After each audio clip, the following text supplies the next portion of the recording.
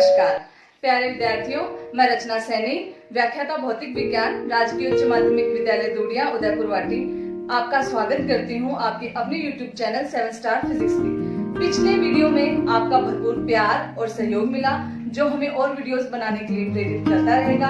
हमारे चैनल को like, share और सब्सक्राइब कीजिए और नीचे दिए गए बेल आइकन पर क्लिक करें, जिससे आप नोटिफिकेशन ऑन कर सकें। तो चलिए शुरू करते हैं। विद्युत क्षेत्र रेखाएं, परिभाषा क्या होगी?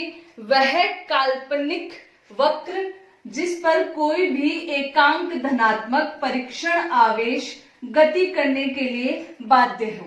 काल्पनिक वक्र जिस पर कोई भी स्वतंत्र एकांक धनात्मक परीक्षण आवेश गति करने के लिए क्या हो? बाध्य हो। तो यहाँ पर हम एक धनावेश लेंगे। धनावेश के चारों तरफ इसका विद्युत क्षेत्र होगा, धनावेश के चारों तरफ इसका प्रभाव होगा, जिसे हम क्या कहेंगे? इसका विद्युत क्षेत्र। यदि हम यहाँ पर कोई एकांक धनात्मक परीक्षण आवेश, जिसे हम यहाँ धीरे से रखने का, स्वतंत्र रूप से रखने का प्रयास करें, तो जैसे ही मैं इसको यहाँ रखूंगी, वैसे ही, चूंकि ये दोनों धनावेश है, इन दोनों में प्रतिकर्षण बल होगा, जिसके कारण ये इससे प्रतिकर्षित होता हुआ दूर की ओर गति करेगा। यदि यही परीक्षण आवेश मैं यहाँ रखूं, तो ये प्रतिकर्षित होते हुए ये कुछ इस प्रकार गति करेगा। यदि इसी प्रकार ये धनात्मक परीक्षण आवेश मैं यहाँ रखूं, तो विद्युत क्षेत्र रेखा कुछ इस प्रकार होगी। यदि मैं यहाँ रखूं, तो विद्युत क्षेत्र रेखा कुछ इस प्रकार। इसी प्रकार हम इसकी विद्युत क्षेत्र रेखाएं ज्ञात कर सकते हैं। तो हम देख सकते हैं कि एकांक धनात्मक परीक्षण आवेश जिस तरफ गति करता है, वही क्या होगी? इसकी विद्युत क्षेत्र रेखाएं होंगी, और ये विद्युत क्षेत्र रेखाएं त्रिज्यीय रूप से बाहर की ओर होंगी। अब यदि हम ऋणात्मक आवेश के लिए बनाएं माइनस क्यू आवेश के कारण, तो माइनस क्यू और प्लस में हमें पता है आकर्षण बल होगा। तो जिस प्रकार ये बाहर की ओर है त्रिज्यीय, उसी प्रकार माइनस क्यू आवेश के कारण ये अंदर की तरफ होगी, और वो भी किस प्रकार होगी? त्रिज्यीय रूप से अंदर की ओर हमारे पास विद्युत क्षेत्र रेखाएं प्राप्त होगी। ये विद्युत क्षेत्र रेखाएं हैं, इन्हीं को हम विद्युत बल रेखाएं भी कहते हैं। क्यों? क्योंकि इस धनात्मक परीक्षण आवेश पर बल लगता है, प्रतिकर्षण या आकर्षण बल लगता है, जिसके कारण ये गति करता है, और गति के कारण हमें क्या प्राप्त होता है? इसका पथ, और उस पथ को ही क्या कहते हैं हम? विद्युत क्षेत्र रेखाएं। अब हम पढ़ेंगे इन विद्युत क्षेत्र रेखाओं की विशेषताएं। पहली विशेषता है, विद्युत क्षेत्र रेखाएं सदैव काल्पनिक होती है और सतत होती है। काल्पनिक तो हमने परिभाषा में पढ़ लिया था। सतत का मतलब है कि विद्युत क्षेत्र रेखाएं एकाएक टूट नहीं सकती। इसका मतलब है कि विद्युत क्षेत्र रेखाओं या विद्युत क्षेत्र का प्रभाव एकाएक समाप्त नहीं हो सकता। दूसरी है, विद्युत क्षेत्र रेखाएं हमेशा धनात्मक से निर्गत होती है और ऋणात्मक में प्रवेश करती है।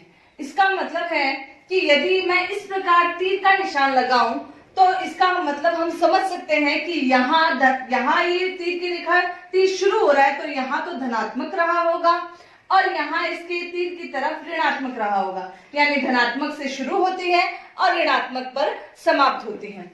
तीसरी विशेषताएं हैं, विद्युत क्षेत्र रेखाएं पृष्ठ के सदैव लंबवत ही निर्गत होती है और लंबवत ही प्रवेश होती है।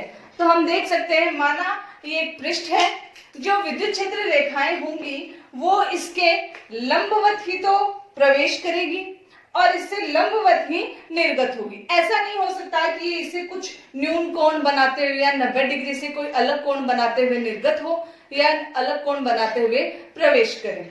इसकी अगली विशेषता है, स्पर्श विद्युत बल रेखाओं में स्पर्श रेखा क्षेत्र की दिशा को व्यक्त करता है। जैसे कुछ इस प्रकार हम विद्युत क्षेत्र प्रदर्शित करते हैं, तो यदि हमें यहाँ विद्युत क्षेत्र की दिशा जाननी है, तो इस बिंदु पर हम यहाँ पर एक स्पर्श रेखा खींचते हैं। ये स्पर्श रेखा की दिशा ही हमें क्या व्यक्त करती है? विद्युत क्षेत्र की दिशा को व्यक्त करती है। इसका पांचवा पॉइंट है, विद्युत क्षेत्र रेखाएं आपस में कभी भी काटती नहीं है। यदि ये काटेगी, जैसे मान लो यहाँ ये विद्युत क्षेत्र रेखाएं हैं, आपस में काटती है, तो यहाँ कटान बिंदु पर यदि हम दो स्पर्श रेखाएं खींच सकते हैं। दो स्पर्श रेखाएं खींचने का मतलब है कि हमें यहाँ पर दो विद्युत क्षेत्र प्राप्त हुए हैं, जो कि संभव नहीं है।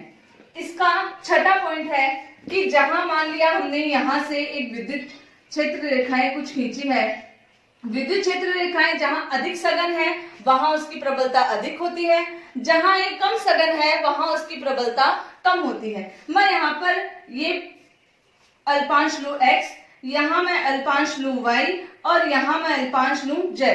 तो हम यहाँ देख सकते हैं कि यहाँ जो x अल्पांश क्षेत्रफल लिया है हमने, यहाँ तो इसकी प्रबलता अधिक है, y अल्पांश क्षेत्रफल में इसकी प्रबलता कम है और z में इसकी प्रबलता सबसे कम है। तो हम लिख सकते हैं Ex तो सबसे ज्यादा, Ey उससे कम और Ez सबसे कम प्राप्त हुई है।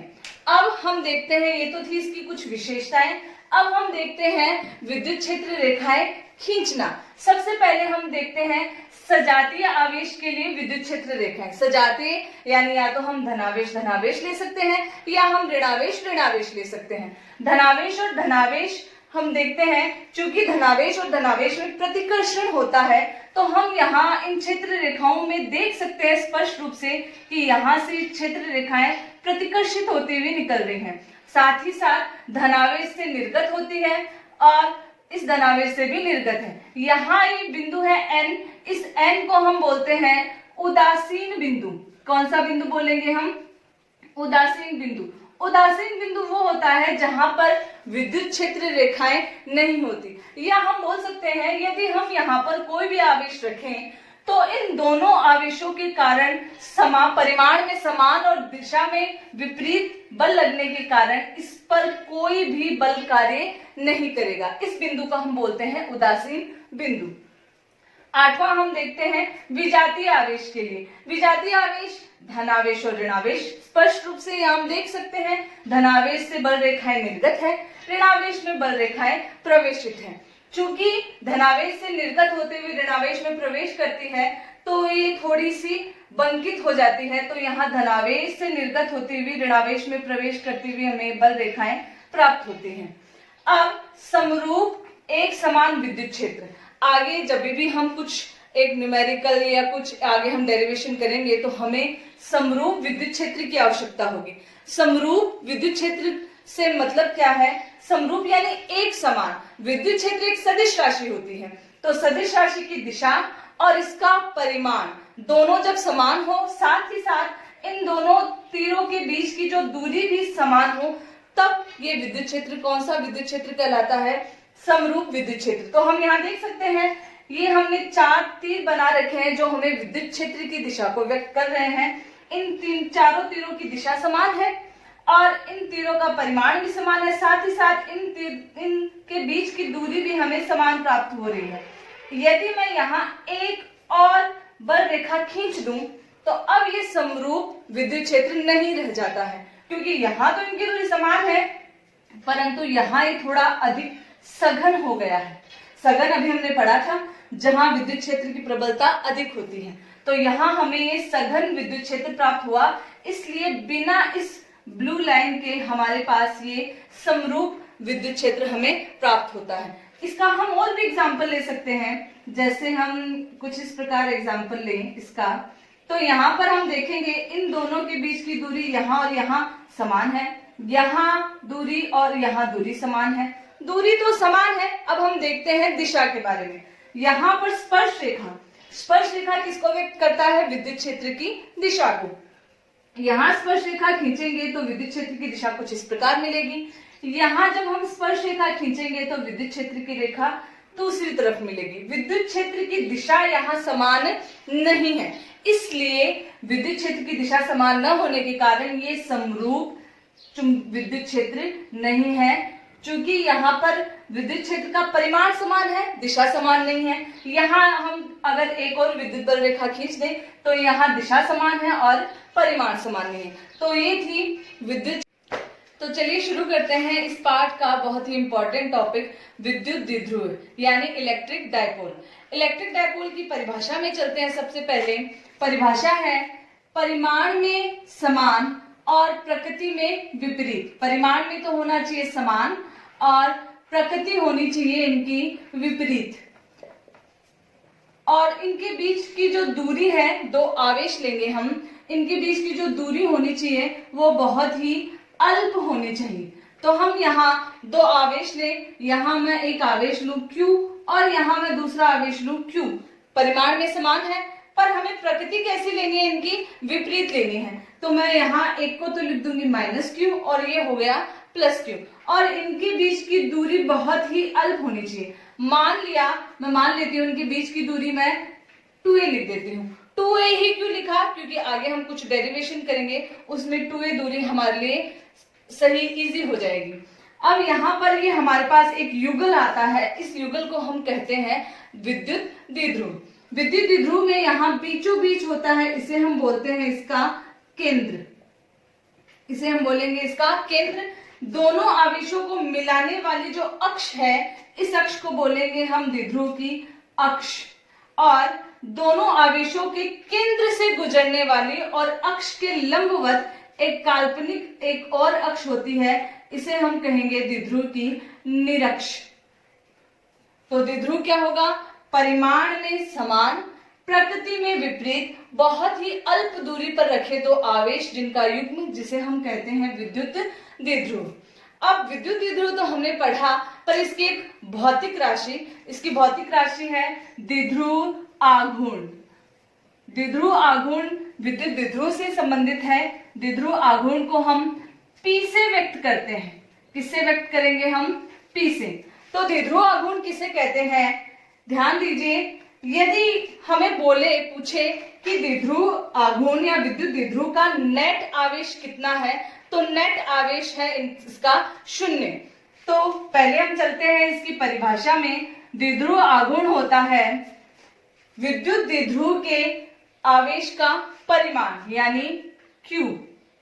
हमें इस परिमाण लेना है, हमें इसकी प्रकृति से अभी कोई मतलब नहीं, हमें सिर्फ किससे मतलब है, इसके परिमाण से। परिमाण और इन दोनों के बीच की दूरी का गुणनफल, परिमाण है Q और दोनों के बीच की दूरी है 2a, इनका गुणनफल ही क्या कहलाता है, विद्युत द्विध्रुव आघूर्ण। अब हम यहाँ देखेंगे विद्युत द्विध्रुव आघूर्ण होता है एक सदिश राशि होती है। कौन सी राशि होती है, सदिश। तो हम इसे P वेक्टर से लिखें तो यहाँ होगा Q, तो एक अदिश राशि है, हमने पहले ही पढ़ा था, इंटू 2a। a के ऊपर हम क्या लगाएंगे, एक वेक्टर का साइन। तो सदिश राशि है तो इसकी दिशा भी होनी चाहिए। P की दिशा सदैव हमेशा ऋणात्मक से, ऋणावेश से धनावेश की ओर होती है। ध्यान दीजिए, विद्युत क्षेत्र की दिशा सदैव धनावेश से ऋणावेश की ओर होती है और द्विध्रुव आघूर्ण की दिशा सदैव इसके उल्टी होती है, यानी ऋणावेश से धनावेश की ओर। अब हम पढ़ते हैं इसका विमेय सूत्र और इसका मात्रक। तो मात्रक यहाँ पर हम लेंगे, मात्रक क्या होगा, आवेश का मात्रक हम पढ़ चुके हैं, कूलाम। दूरी 2a हो, a/2 हो, मात्रक क्या होगा, मीटर। तो इसका मात्रक क्या होगा, कूलाम गुणा मीटर। अब अगर हम देखें इसका विमीय सूत्र, मात्रक के बाद में क्या आता है, इसका विमीय सूत्र। तो आवेश का विमीय सूत्र हम पढ़ चुके हैं, A1 T1 और m मीटर दूरी का विमीय सूत्र होता है L1। तो हमें सीधा सा इसका विमीय सूत्र मिल जाएगा m0 L1 A1 और T1। तो ये था हमारे पास विद्युत द्विध्रुव आघूर्ण और विद्युत द्विध्रुव। अब हम आगे पढ़ेंगे, हमने दो चीजें पढ़ी, देखो अक्ष और निरक्ष। तो अक्ष और निरक्ष के कारण हम विद्युत क्षेत्र की तीव्रता पढ़ेंगे। तो द्विध्रुव की अक्ष पर विद्युत क्षेत्र की तीव्रता हमें ज्ञात करनी है। तो चलिए इसके लिए हम सबसे पहले विद्युत द्विध्रुव लेते हैं। यहाँ विद्युत द्विध्रुव में लेती हूं, यहाँ Q आवेश ऋणात्वेश और यहाँ +Q आवेश। इसके बीच में केंद्र हमें पता है, केंद्र O है। बीच की दूरी हमने क्या ली थी, 2a। तो ये दूरी हो गई a, ये दूरी, और ये दूरी हो गई a। +Q आवेश के स्थान को हम लेते हैं a, बिंदु A, और -Q आवेश स्थित है बिंदु B पर। अब हमें अक्ष पर ही किसी बिंदु पर, यहां से अक्ष पर ही किसी बिंदु पर हमें विद्युत क्षेत्र की तीव्रता इस बिंदु पर हमें ज्ञात करनी है। तो माना O से इस बिंदु की दूरी हम r मान लेते हैं। कितनी दूरी मानी हमने? r दूरी मानी है। अब हम सबसे पहले, चूंकि विद्युत क्षेत्र की तीव्रता एक सदिश राशि होती है, तो सबसे पहले हम दिशा ज्ञात करते हैं। हमने बिंदु आवेश के कारण विद्युत क्षेत्र की तीव्रता ज्ञात की थी, वो मान आया था, कल ही ज्ञात की थी हमने, KQ/r²।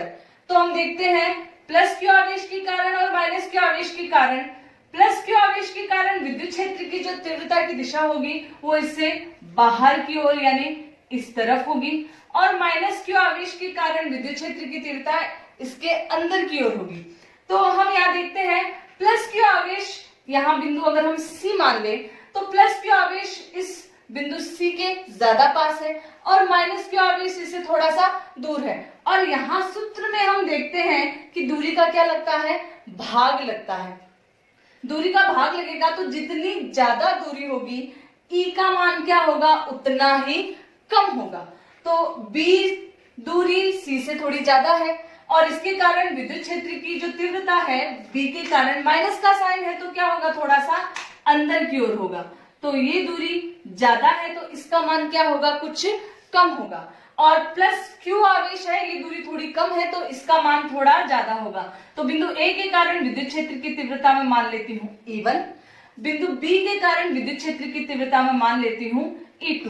तो अब हम देख सकते हैं परिणामी विद्युत क्षेत्र की तीव्रता की दिशा किस तरफ आएगी। हम देख सकते हैं E1 का परिमाण तो ज्यादा है और E2 का परिमाण क्या है? कम है। तो परिणामी विद्युत क्षेत्र की तीव्रता की दिशा हम स्पष्ट देख सकते हैं E1 की दिशा की तरफ आएगी। अब हम देखिए E1 की दिशा क्या है? E1 की दिशा है माइनस Q से प्लस Q की ओर। ध्यान देने लायक बात यह है कि विद्युत द्विध्रुव आघूर्ण की दिशा भी माइनस ऋणावेश से धनावेश की ओर होती है। ये दिशा हम लास्ट में हम काम में लेंगे। तो चलिए, दिशा तो हमने ज्ञात कर ही ली, अब हम स्टार्ट करते हैं अपना डेरिवेशन। सबसे पहले ए बिंदु पर कौन सा आवेश है? धनावेश।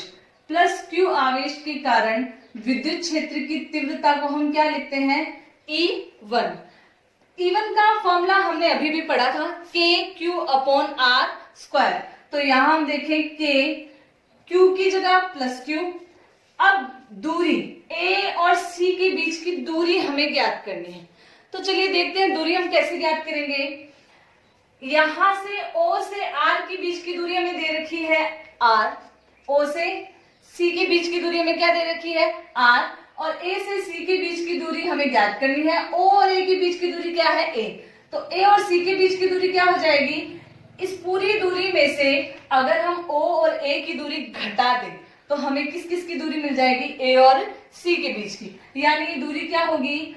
R माइनस A का होल स्क्वायर। ठीक है।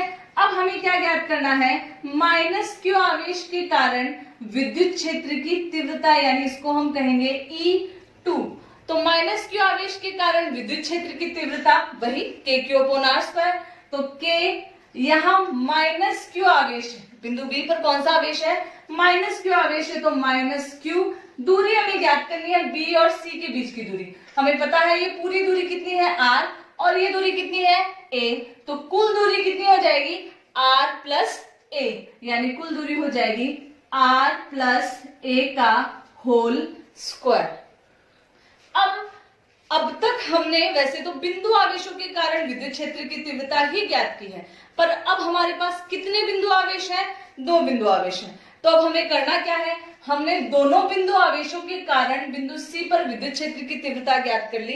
अब हमें सीधा सा इनका सदिश योग करना है। सदिश योग ही क्यों? क्योंकि विद्युत क्षेत्र की तीव्रता एक सदिश राशि होती है। तो कुल विद्युत क्षेत्र की तीव्रता क्या होगी? E1 plus E2। हमारे पास E1 का मान ज्ञात है, E2 का मान ज्ञात है। तो चलिए इनका हमें क्या करना है? योग करना है। देखते हैं इन दोनों के बीच में कॉमन आ रहा है KQ। तो KQ तो हम पहले ही कॉमन ले लेंगे। अंदर क्या बचा? यहाँ तो 1/r माइनस A का होल स्क्वायर माइनस यहाँ 1/r प्लस A का होल स्क्वायर। अब हमें सीधा सा क्या करना है? इनका गुणनफल या लघुत्तम लेके इसको हल करना है। तो हम KQ यहां पर लघुत्तम लेंगे R माइनस A गुणा R प्लस A। इसका क्या होगा R square minus A square का होल स्क्वायर। ऊपर हल करेंगे तो यहाँ आएगा आर प्लस ए का whole square minus R minus A का होल स्क्वायर। अब हमें इसको आगे हल करना है। Whole square R plus A का होल स्क्वायर क्या होगा R square plus A square plus 2r a। तो चलिए हम देखते हैं। ई का मान होगा के क्यू हमने पहले से कॉमन ले रखा है, इसका होल स्क्वायर होगा R square plus A square plus 2r a। अब यहां हम देखेंगे माइनस का साइन है और आर स्क्वायर माइनस ए का होल स्क्वायर क्या होगा R square plus A square minus 2r a। तो माइनस के साइन को हम पहले ही अंदर ले लेंगे, तो आर स्क्वायर जो प्लस का था वो माइनस का हो जाएगा, ए स्क्वायर जो प्लस का था वो माइनस का हो जाएगा और यहाँ माइनस 2r आएगा जिसका माइनस माइनस से गुणा करेंगे तो प्लस 2r a यहाँ और बट्टे में आएगा R square minus A square का होल स्क्वायर। तो यहाँ ई का मान देखिए क्या क्या कट रहा है R square minus R square A square minus A square 2r a कितना हो जाएगा 4r a। तो k q 2r a plus 2r a 4r a upon R square minus A square का होल स्क्वायर। अब हम 4 है तो इसको 2kr और यहाँ अंदर लिखेंगे 2q इंटू 2a और अपॉन में हम लिखेंगे R square minus A square का होल स्क्वायर। तो यहां से q इंटू 2a इसका मान द्विध्रुव आघूर्ण की परिभाषा से q इंटू 2a क्या होता है द्विध्रुव आघूर्ण p। तो e का मान हम लिखेंगे 2kr p। अब यहाँ नीचे से हम आर स्क्वायर को कॉमन लेंगे, तो आर स्क्वायर को कॉमन लेंगे तो बाहर आ जाएगा आर की घात 4 1 minus A square upon R square की घात 2। अब द्विध्रुव आघूर्ण की परिभाषा में हमने पढ़ा था कि दोनों आवेशों के बीच की दूरी को हमें बहुत ही अल्प मानना है। ए का मान हमें क्या लेना है बहुत ही अल्प, तो अल्प मानेंगे तो ए स्क्वायर का मान और भी अल्प होगा और आर का मान हमेशा ए से बड़ा है, तो ए स्क्वायर अपॉन आर स्क्वायर को हम नगण्य मान लेंगे। क्या मानेंगे हम नगण्य। तो ई का मान यहां से क्या आएगा 2kr p अपॉन आर की घात 4। यहाँ आर है कट जाएगा तो यहां से ई का मान हमें फाइनली मिलेगा 2kp अपॉन आर की घात 3। ये तो आया ई का परिमाण, पर ई क्या होती है एक सदिश राशि होती है। तो p की दिशा तो हमने पहले ही ज्ञात कर ली थी, p की दिशा हमने ज्ञात की थी E1 की दिशा की तरफ और द्विध्रुव आघूर्ण की दिशा भी क्या होती है ऋणावेश से धनावेश की ओर और कुल ई की दिशा भी हमने इस तरफ ही ज्ञात की थी। परिणामी दिशा E1 अधिक था E2 कम था, इसलिए परिणामी दिशा E1 की दिशा में थी। तो E की दिशा और P की दिशा दोनों क्या एक समान है यानी ऋणावेश से धनावेश की ओर। तो अगर हमें इसका सदिश निरूपण करना है तो हम क्या लिखेंगे E vector is equal to 2k P vector upon R Q। ध्यान दीजिए जब बिंदु आवेश के कारण विद्युत क्षेत्र की तीव्रता ज्ञात की थी तो अपॉन में आया था आर स्क्वायर और यहाँ द्विध्रुव आघूर्ण के कारण उसकी अक्ष पर विद्युत क्षेत्र की तीव्रता ज्ञात कर रहे हैं तो यहाँ आया है आर क्यू। अब हम नेक्स्ट ज्ञात करेंगे निरक्ष पर द्विध्रुव के कारण विद्युत क्षेत्र की तीव्रता। तो अब हमें ज्ञात करना है विद्युत द्विध्रुव की निरक्ष पर विद्युत क्षेत्र की तीव्रता। तो हमने यहाँ एक विद्युत द्विध्रुव लिया है, यहाँ प्लस क्यू यहाँ माइनस क्यू, दोनों के बीच की दूरी 2a, ये इसका केंद्र है तो ये दूरी a और ये दूरी a। निरक्ष क्या होती है केंद्र से लंबवत अक्ष के लंबवत गुजरने वाली रेखा। तो यहाँ बिंदु इस बिंदु C पर माना हमें विद्युत क्षेत्र की तीव्रता ज्ञात करनी है। विद्युत क्षेत्र की तीव्रता ज्ञात करने के लिए हमें सबसे पहले हम C को A से डैश डैश से मिला दिया। अब हम क्या करेंगे बिंदु A पर कौन सा आवेश रखा है प्लस क्यू आवेश के कारण C पर विद्युत क्षेत्र की तीव्रता दिशा हमें पता है। प्लस क्यू आवेश के कारण क्या होती है दोनों को मिलाने वाली रेखा के अनुदिश और उससे बाहर की ओर। तो दोनों को मिलाने वाली रेखा के अनुदिश और इसके बाहर की ओर हमने A बिंदु पर विद्युत क्षेत्र की तीव्रता क्या मानी है बिंदु के कारण E1, और माइनस Q आवेश के कारण बिंदु C पर विद्युत क्षेत्र की तीव्रता, वही बात, दोनों को मिलाने वाली रेखा के अनुदिश और आकर्षित करते हुए यानी अंदर की ओर, तो ये E2 का मान आ गया। ये दूरी A है, ये दूरी A है, ये दूरी R कॉमन है, तो ये दोनों त्रिभुज क्या हो गए, सर्वांग। अगर मैं ये कोण थीटा लूं तो ये कोण भी क्या होएगा, थीटा। ये कोण 90 डिग्री का, ये भी कोण 90 डिग्री का। अब यदि हमें अक्ष पर विद्युत क्षेत्र की तीव्रता ज्ञात करनी थी, तो ध्यान देना, अक्ष पर विद्युत क्षेत्र की तीव्रता में E1 तो इधर आया था और E2 इधर आया था, दोनों के बीच में कितने डिग्री का कोण था, 180 डिग्री का कोण था। तो आसानी से हमने E1 से E2 घटाकर परिणामी विद्युत क्षेत्र की तीव्रता E1 की दिशा में ज्ञात की थी। परंतु अब यहाँ एक प्रॉब्लम है, E1 और E2 में 180 डिग्री का कोण नहीं बन रहा। E1 और E2 के बीच में 180 डिग्री से तो कुछ कम ही कोण बन रहा है, तो हमें परिणामी विद्युत क्षेत्र की तीव्रता की दिशा ज्ञात करनी है। दिशा ज्ञात करने के लिए मैं क्या करूंगी, ये विद्युत क्षेत्र द्विध्रुव का अक्ष है, तो अक्ष के समांतर एक रेखा खींचूंगी, और ये विद्युत द्विध्रुव की निरक्ष है, तो निरक्ष को आगे लेते हुए एक रेखा खींचते हैं। ये कोण थीटा है, तो एकांतर कोण से ये भी कोण कितना होगा, थीटा। ये कोण थीटा है, तो ये देखना दोनों समांतर रेखाएं हैं, तो ये संगत कोण के कारण ये भी कोण कितना होगा, थीटा। अब हमें क्या करना है, E1 और E2 को घटकों में वियोजित करना है। तो घटकों में वियोजित करने के लिए सिंपल सा 11th क्लास में पढ़ा होता है कि थीटा की दिशा में घटक हमेशा कॉस के रूप में होता है और उसके लंबवत घटक हमेशा साइन के रूप में होता है। तो यहाँ E1 को देखें तो ये रहा थीटा, थीटा की दिशा में घटक इस तरफ घटक होगा E1 cos थीटा, ठीक है, और इसके लंबवत घटक ये ऊपर वाला ये होगा E1 sin थीटा। थीटा की दिशा में घटक cos के रूप में, लंबवत घटक sin के रूप में। अब यहाँ E2 पर देखें, ये रहा E2, ये रहा थीटा, तो थीटा की दिशा इधर आ गई, तो थीटा की दिशा में घटक इधर क्या आएगा, E2 cos थीटा, और इसके लंबवत घटक ऊपर वाला नहीं, नीचे वाला घटक क्या आएगा, E2 sin थीटा। तो हमने क्या किया है, विद्युत क्षेत्र की तीव्रताओं को घटकों में वियोजित कर लिया। अब सिंपल सी बात, जैसा हमने अक्ष के कारण किया था, अक्ष पर क्या किया था, इस माइनस Q आवेश के कारण विद्युत क्षेत्र की तीव्रता प्लस Q के कारण बिंदु आवेशों के कारण ज्ञात किया ही था, दोनों का सदिश योग करना है। तो प्लस Q आवेश के कारण विद्युत क्षेत्र की तीव्रता यानी E1। अब फॉर्मूला क्या होता है, KQ/R², यानी दूरी का स्क्वायर। तो यहाँ देखना C और A के बीच की दूरी ज्ञात करनी है। ये कौन सा त्रिभुज है, समकोण त्रिभुज है। पाइथागोरस प्रमेय लगानी है।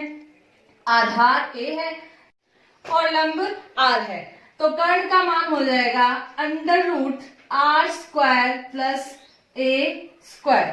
तो अब हम E में मान रखेंगे, E का फॉर्मूला KQ/ दूरी का स्क्वायर, तो K और प्लस Q, और दूरी का स्क्वायर √ है तो इसका स्क्वायर करेंगे तो √ हट जाएगा, तो क्या आएगा R² प्लस A²। अब हम माइनस Q आवेश के कारण बिंदु C पर विद्युत क्षेत्र की तीव्रता का मान ज्ञात करेंगे। तो वही फॉर्मूला, जो CA का मान है वही CB का मान होगा, क्योंकि हमने कहा था दोनों त्रिभुज सर्वांग सम है। तो यही मान -KQ/R² प्लस A²। हम यहां से देख सकते हैं कि E1 और E2 के परिमाण समान है, सिर्फ एक माइनस साइन, क्योंकि हमने इसको -Q आवेश लिया है, इतना ही फर्क है। तो हम लिख सकते हैं E1 का परिमाण बराबर E2 का परिमाण, और मान कितना है इसका, KQ/R² प्लस A²। चलिए वापस यहाँ आते हैं, E1 और E2 का परिमाण क्या है, समान है। E1 E2 के परिमाण समान होते ही हम देख सकते हैं E1 sin थीटा ऊर्ध्वाधर घटक है और E2 sin थीटा, दोनों कौन से घटक हैं, ऊर्ध्वाधर घटक हैं। तो परिमाण में समान और दिशा में विपरीत होने के कारण ऊर्ध्वाधर घटक एक दूसरे से क्या हो जाएंगे, निरस्त हो जाएंगे। परिमाण में तो समान है, E1 और E2 का परिमाण समान हो गया और दिशा में विपरीत है, तो ऊर्ध्वाधर घटक क्या हो जाएंगे, निरस्त। बात करते हैं क्षैतिज घटक की। E1 और E2 का परिमाण समान है, तो क्षैतिज घटक अब कैंसिल तो हो नहीं सकते, तो क्या होंगे, आपस में जुड़ जाएंगे, ऊर्ध्वाधर घटक निरस्त हो जाएंगे और क्षैतिज घटक आपस में जुड़ जाएंगे। तो चलो अब कुल E का मान ज्ञात करते हैं। कुल E का मान क्या होगा, E1 plus E2। E1 E2 के मान E1 cos theta plus E2 cos theta, बाकी के तो निरस्त हो ही गए हैं, तो E1 cos theta plus E2 cos theta.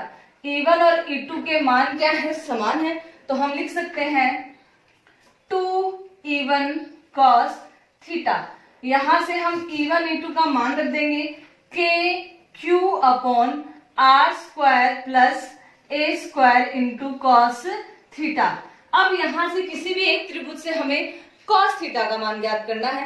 Cos theta का मान होता है आधार बट्टा कर्ण, तो यहां से कॉस थीटा का मान, आधार कितना है a और कर्ण कितना है under root R square plus A square, तो a upon under root R square plus A square.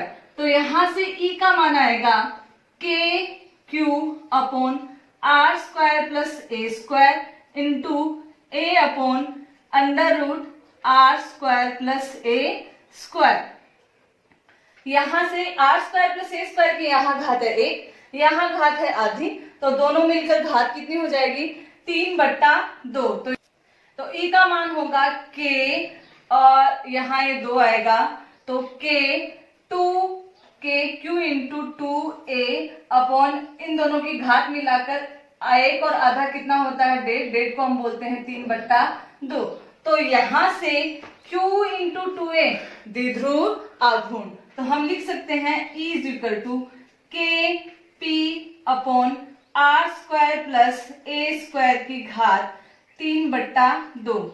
अब यहां से दोबारा हमने पिछली बार भी आर स्क्वायर को कॉमन लिया था, तो यहां भी आर स्क्वायर को कॉमन लेंगे, तो k p आर स्क्वायर तो यहाँ है ही और इसकी घात साथ में कितना है 3/2, तो यहाँ अंदर रह जाएगा 1 plus A square upon R square की घात 3/2। तो यहाँ से कैंसिल हो गए, आर की घात कितनी हो जाएगी 3, तो E का मान आएगा k p upon R cube into 1 plus A square upon R square की घात 3/2। फिर से a का मान r की तुलना में बहुत ही अल्प है, इसलिए ए स्क्वायर अपॉन आर स्क्वायर को नगण्य मानकर छोड़ देंगे। तो आंसर E का क्या आएगा, E इज इक्वल टू के पी अपॉन आर क्यूब। ये हमारे पास किसका फॉर्मूला आ गया, E का। पर ध्यान देना, अभी तक हमने सदिश निरूपण नहीं किया है, तो हमें इसका क्या करना है, सदिश निरूपण करने के लिए E वेक्टर लगाएंगे।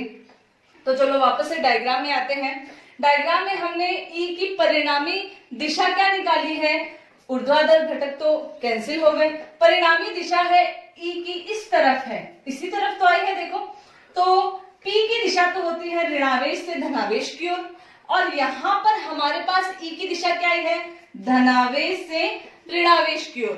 तो हम देख सकते हैं कि E और P की दिशा एक दूसरे से उल्टी है यानी विपरीत है, तो किसका साइन आएगा, एक माइनस का साइन आएगा। तो E का अगर सदिश निरूपण करते हैं तो यहाँ minus k P vector upon R cube, तो ये हुआ सदिश निरूपण। ये किस पर आया, निरक्ष पर। हमने x का मान ज्ञात किया था, E का अक्ष पर मान था 2kp अपॉन आर क्यूब। ये हमारे पास किसका मान आया था, अक्ष पर। दोनों में हम अंतर स्पष्ट देख सकते हैं। पहली बात, परिमाण में निरक्ष पे तो माइनस होता है और अक्ष में क्या होता है, प्लस होता है। साइन दोनों में अक्ष पे साथ, यहाँ अक्ष पर निरक्ष की तुलना में विद्युत क्षेत्र की तीव्रता कितने गुनी मिल रही है, हमें 2 गुनी मिल रही है। तो हमने आज क्या किया, अक्ष और निरक्ष पर विद्युत क्षेत्र की तीव्रता ज्ञात की है, और दोनों का अगर हम कंपैरिजन करें तो हमें एक तो अक्ष पर तो दिशा में, विद्युत क्षेत्र की दिशा में, और निरक्ष पर विद्युत क्षेत्र की विपरीत दिशा में, साथ ही साथ अक्ष पर निरक्ष की तुलना में विद्युत क्षेत्र की तीव्रता हमें 2 गुनी प्राप्त होती है। यह हम बोल सकते हैं समान स्थितियों में। समान स्थितियां कौन सी होगी? द्विध्रुव आघूर्ण समान हो, साथ ही साथ यदि केंद्र बिंदु O से यहाँ अक्ष से जितनी दूरी हो उतनी ही निरक्ष से दूरी हो, जैसे ये 2 सेंटीमीटर है तो यहाँ भी 2 सेंटीमीटर हो, तो निरक्ष पर अक्ष की तुलना में विद्युत क्षेत्र की तीव्रता आधी होती है। तो अब हम चलते हैं इस चैप्टर के लास्ट टॉपिक पर, समरूप विद्युत क्षेत्र में द्विध्रुव पर लगने वाला बल आघूर्ण। तो हम यहाँ देख सकते हैं हमने एक समरूप विद्युत क्षेत्र लगाया है। समरूप विद्युत क्षेत्र, इन दोनों सारी लाइनों के बीच की जो दूरी है वो क्या है? समान है। यहाँ पर हमने एक द्विध्रुव रखा है जो विद्युत क्षेत्र से कितने डिग्री का कोण बना रहा है? थीटा। यहाँ पर द्विध्रुव आघूर्ण की दिशा क्या होती है? माइनस से प्लस की ओर। तो हम बोल सकते हैं कि द्विध्रुव आघूर्ण और विद्युत क्षेत्र के बीच में कितने डिग्री का कोण है? थीटा डिग्री का कोण है। यहाँ माइनस क्यू आवेश है, यहाँ प्लस क्यू आवेश है, ये केंद्र है, दोनों के बीच की दूरी 2a, तो ये दूरी a और ये दूरी भी a। अब हम चलते हैं बल पर। हमने पढ़ा था यहाँ अगर ऐसा कुछ तीर का निशान है तो यहाँ कोई प्लस साइन रहा होगा और यहाँ कौन सा साइन होगा? माइनस। अब ये माइनस क्यू आवेश है, इस प्लस आवेश से क्या होगा? आकर्षित, यानी किस तरफ गति करेगा? ये इधर की ओर गति करेगा। और हमने जब विद्युत क्षेत्र की परिभाषा पढ़ी थी तो E का मान हमारे पास आया था F/Q, तो हमारे पास F का मान क्या आएगा? Q into E। ये किससे आएगा? हमारे पास स्थानांतरण से। तो F का मान क्या आएगा? Q इंटू E, और यहाँ पर ये प्लस क्यू आवेश है, इस प्लस क्यू आवेश को प्रतिकर्षित करेगा, तो ये किस तरफ जाएगा? इससे विपरीत दिशा में जाएगा। तो F का मान यहाँ से, दिशा, परिमाण तो समान है पर दिशा क्या होगी? इससे प्रतिकर्षित होते हुए। तो अब हम यहाँ देख सकते हैं, जैसे ये द्विध्रुव है, एक बल इसको इस तरफ खींच रहा है, दूसरा बल इसको इस तरफ खींच रहा है, तो परिणामी बल देखो, E का मान तो दोनों में समान है और Q चार्ज भी समान है, तो परिणामी बल का मान कितना आएगा? परिमाण में तो समान है बल और दिशा में विपरीत है। परिणामी बल का मान क्या आएगा? परिणामी बल का मान आएगा F = 0। परिमाण में समान और दिशा में विपरीत। अब हम चलते हैं, वैसे बल नहीं ज्ञात करना था, हमें ज्ञात क्या करना है? बल आघूर्ण ज्ञात करना है। तो अब हम यहाँ देखें, जैसे ये समरूप विद्युत क्षेत्र है, मैंने यहाँ पर द्विध्रुव रखा है, एक बल इसको इस तरफ खींच रहा है, दूसरा बल इसको इस तरफ खींच रहा है, तो आप खुद देख सकते हैं कि इसमें एक प्रकृति आएगी जिससे ये क्या करना चाहेगा? घूर्णन करना चाहेगा।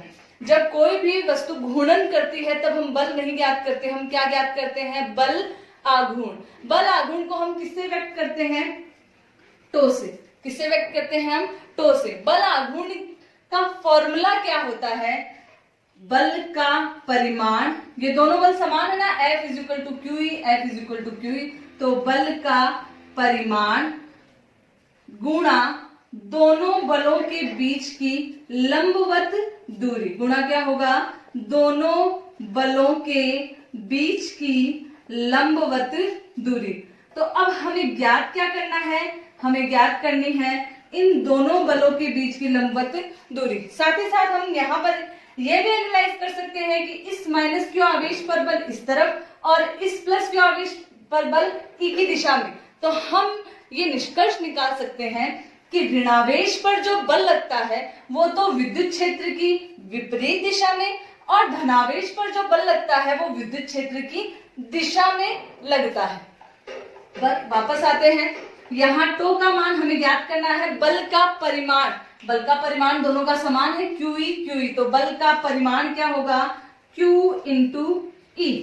अब क्या ज्ञात करनी है? दोनों बलों के बीच की लंबवत दूरी। तो चलो दोनों बलों के बीच की लंबवत दूरी ज्ञात करते हैं। तो ये F का मान है, इसकी क्रिया रेखा को थोड़ा सा आगे की तरफ खींचते हैं, तो दोनों बलों के बीच की लंबवत दूरी हमें ये मान ज्ञात करना है। ये कोण कितने डिग्री का है? 90 डिग्री का। ये कोण संगत कोण कितने डिग्री का हो गया? थीटा कोण। मान लिया मैंने लंबवत दूरी हम क्या मान ले, x मान लेते हैं। तो ये कर्ण तो हमारे पास क्या आ गया 2a, और लंब हमें ज्ञात करना है। तो हमारे पास साइन थीटा का फॉर्मूला क्या होता है, लंब बट्टा कर्ण। लंब का मान कितना है यहाँ पर x जो हमें ज्ञात करना है, और कर्ण का मान कितना है 2a। तो हमारे पास x का मान क्या आया 2a साइन थीटा। x का मान हमारे पास क्या आया 2a साइन थीटा। तो अब हम मान रखते हैं गुणा दोनों बलों के बीच की लंबवत दूरी गुणा 2a साइन थीटा।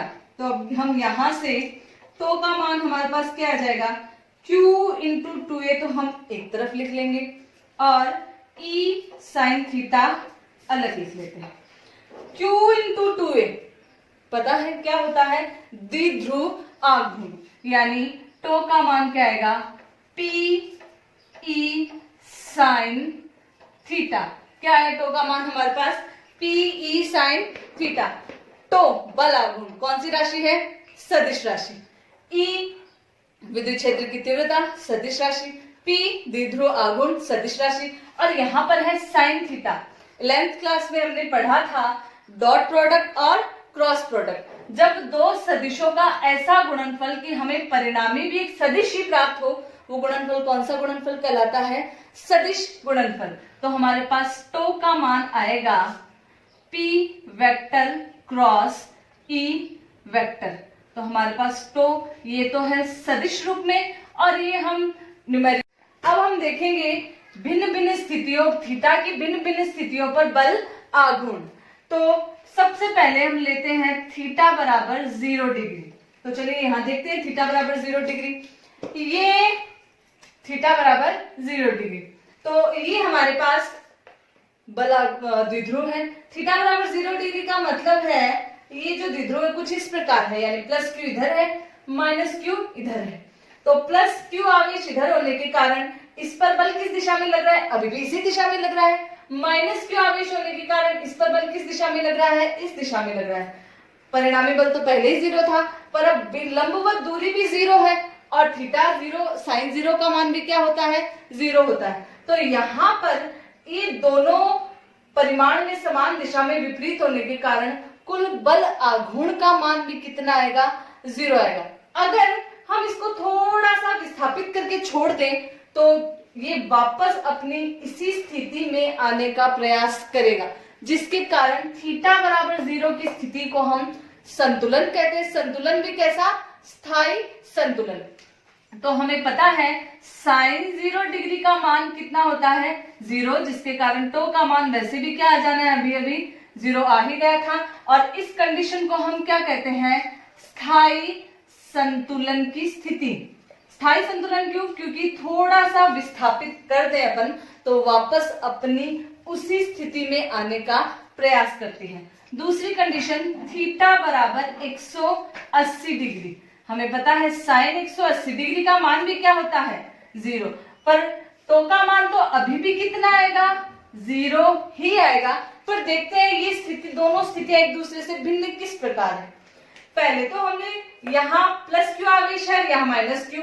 अब ये इस प्रकार हो जाएगा कि यहाँ तो आवेश कौन सा आवेश आ जाएगा माइनस क्यू आवेश, और यहाँ कौन सा आवेश आ जाएगा प्लस क्यू आवेश। तो देखना माइनस क्यू आवेश पर जो बल लग रहा है वो तो इस तरफ लग रहा है, प्लस क्यू आवेश पर बल किस तरफ लग रहा है, इस तरफ लग रहा है। तो ये जो द्विध्रुव है ये संकुचित होने का प्रयास करेगा, जिसके कारण क्या होगा, अगर हम इसको थोड़ा सा भी विस्थापित करके छोड़ देंगे तो ये पुनः अपनी प्रारंभिक स्थिति में नहीं आएगा। इसके कारण इस स्थिति को हम कहते हैं अस्थायी संतुलन। स्थायी संतुलन तो वापस उसी स्थिति में आने का प्रयास करता है, अस्थायी संतुलन में वापस उसी स्थिति में नहीं आता है। लास्ट कंडीशन थीटा बराबर कितना ले हम 90 डिग्री। साइन 90 डिग्री का मान क्या होता है 1, तो यहाँ पर टो का मान क्या आएगा PE, और ये टो का मान क्या है अधिकतम है। अभी तक तो 0 0 ही आया था, तो ये टो का मान क्या है अधिकतम। तो ये था हमारा समरूप विद्युत क्षेत्र में द्विध्रुव पर बल आघूर्ण। तो ये हमारा पहला चैप्टर विद्युत क्षेत्र पूरा होता है। यदि आपके इस चैप्टर से रिलेटेड कुछ सुझाव या कुछ क्वेश्चन है, न्यूमेरिकल है, तो हमें कमेंट बॉक्स में बताइए। और यदि वीडियो पसंद आया तो इसको प्लीज लाइक, शेयर और सब्सक्राइब कीजिए। Thank you.